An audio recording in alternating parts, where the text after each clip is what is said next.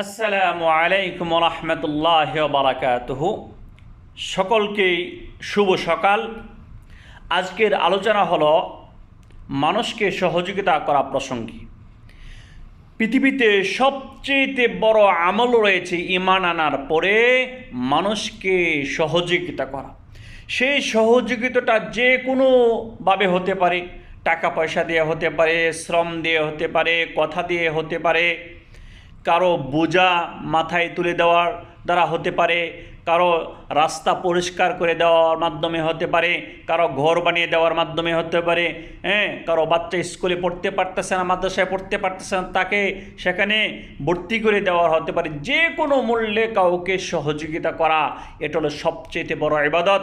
আর যে এই কাজগুলো প্রতিনিয়ত করবে সে সবচেয়ে বড় আল্লাহর ওলি, সে সবচেয়ে বড় বুজুর্গ, কারণ তার দ্বারা মানুষ খেদমত পাচ্ছে।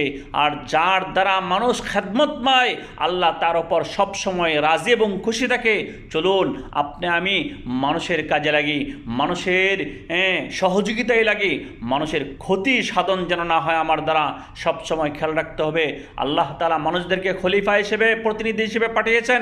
একজন আরেকজনের প্রতিনিধি হবে, একজন অসুস্থ হবে, তার সেবা শুশ্রূষা আমার করতে হবে। চলুন আমরা একজন আরেকজনের সেবা শুশ্রূষায় লেগে যাই, হেল্প করার কাজে লেগে যায়। আল্লাহ তাআলা আমাদের ওপর খুশি হয়ে যাবেন, রাজি হয়ে যাবেন ইনশাআল্লাহ। আর এটি হলো সবচেয়ে বড় ইবাদত ঈমান আনার পরে।